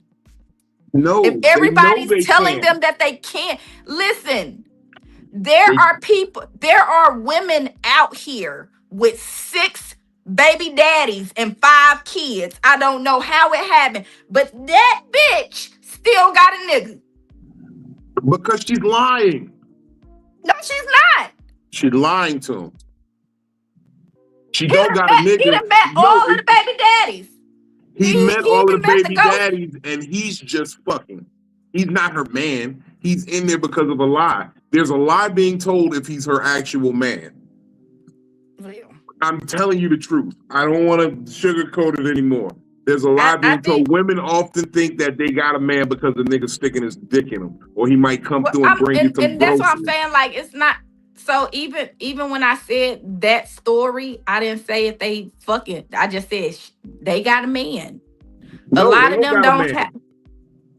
They marry a lot of these situations. I see these women getting married over women that only have 1 child or 2 children with maybe 1 or 2 baby daddies. I've met There's a lie plenty. in there somewhere. Trust me, Phil. There's a lie in there somewhere. There's the lie of, yes, baby, I'll stay through the hard times, or I'm some niggas be with these women who have multiple kids because they're just as whole like as these bitches, because they thinking, oh, she got all them kids, she getting SSI or food stamps or something, she getting a government assistance, so I just lay up and be around her. See, that's why I'm the problem, because I said, what are you here for? No, that's not a problem. I don't get government assistance. Okay? I don't get food stamps. I don't get Section 8. I work a regular, I work 6:30 to 3:30, okay? Every Monday through Friday. I don't get no assistance. Don't come hollering at me. Leave me alone. Nope. Please leave me alone. You just sold yourself even better. Oh, you got a hard schedule. Okay, I could come in and make myself I got look like I got the easiest schedule. I get off at 3:30. No, but by 3:30, you probably tired. You probably don't feel like starting dinner right away. So a deadbeat nigga will start cooking for you. Listen, be a good nigga and come over here and cook for me, because I start cooking at 5. I get up at 3:30. I take a little nappy nap. I wake up. I start cooking at 5. Okay. I don't need y'all niggas. But that's why I be saying then, like, even by the way that you responded back, I got 2 kids, 2 different fathers. One of them I was married to, the other one I wasn't. And people look at that, and I tell the truth. Like, I don't get along with either one of them motherfuckers. But I'm not arguing with them either. Like, I let them do whatever they doing or not doing. I'm not about to argue with these motherfuckers. That's the truth. They don't dictate shit that go on over here. I ain't fucking neither one of them. So that's the truth. I feel like it's harder. It's bitches out here. They got 3, 4, 5, 6 baby daddies, and they the ones that's getting wiped up now. It's because usually it's a loser nigga who knows he doesn't have to invest in I'm getting the BBL. I already told you shit. I'm getting BBL. You will be up there with loser niggas going through what they go through. Anyways, y'all, smoke weed when you wake up and get your day high hopes, okay? I already know. Peace. We out of here. Ah.